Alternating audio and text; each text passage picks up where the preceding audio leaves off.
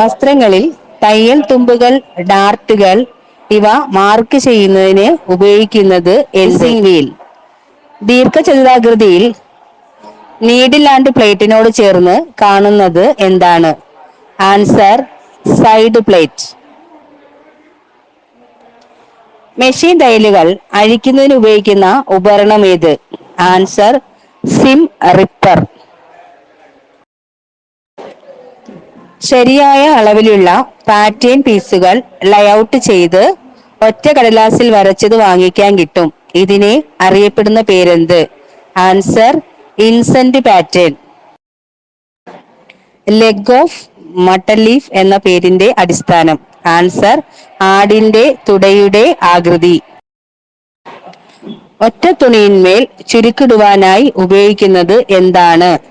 Answer flare അണി. Outline stitch എന്ന് പറയുന്നത് ഏത് തരം സ്റ്റിച്ചിനെയാണ്? Answer stem stitch. പിൻവശത്തു നിന്നും കഴുത്തു മുതൽ കൈക്കുഴിയുടെ താഴെ വരെ ഇറക്കത്തിന് പറയുന്ന പേര് ബാക്ക് ബാലൻസ് എന്നാണ്. മുൻവശത്തു നിന്നും കഴുത്തു മുതൽ കൈക്കുഴിയുടെ താഴെ വരെ ഇറക്കത്തിന് പറയുന്ന പേര് ഫ്രണ്ട് ബാലൻസ് എന്നും ആണ്. മിൽട്ടൺ ക്ലോത്തിന്റെ വീതി എന്ത്? ആൻസർ 60 മുതൽ 72 വരെ. വസ്ത്രത്തിന്റെ പാറ്റേൺ പേപ്പറിൽ വരയ്ക്കുന്നതിന് മുമ്പ് രൂപരേഖ വരച്ചു പഠിക്കുന്നത്? Answer Milton cloth. ഡിസൈൻ തയ്ച്ചു കഴിയുമ്പോൾ നെറ്റ് തുണി പോലെ കാണപ്പെടുന്നത് ഏതാണ്? ജാലി വർക്ക്. പ്രിൽ ഉണ്ടാക്കുന്നതിന് ഡാഷ് ഉപയോഗിക്കുന്നു? ആൻസർ റഫ്ലർ. വസ്ത്രനാരുകളെ എത്രയായി തരംതിരിക്കാം?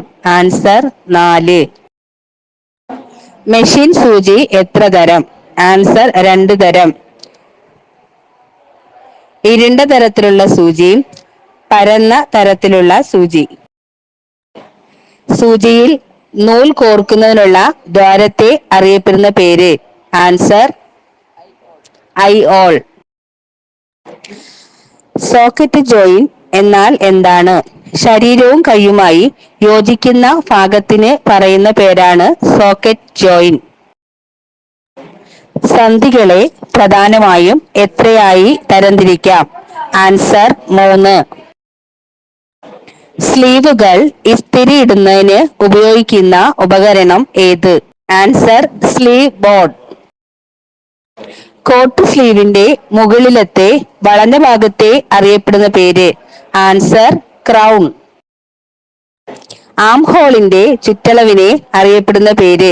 ആൻസർ സൈ. വസ്ത്രങ്ങളിൽ ഉണ്ടാകുന്ന തുറപ്പിനെ അറിയപ്പെടുന്ന പേര്? Answer went.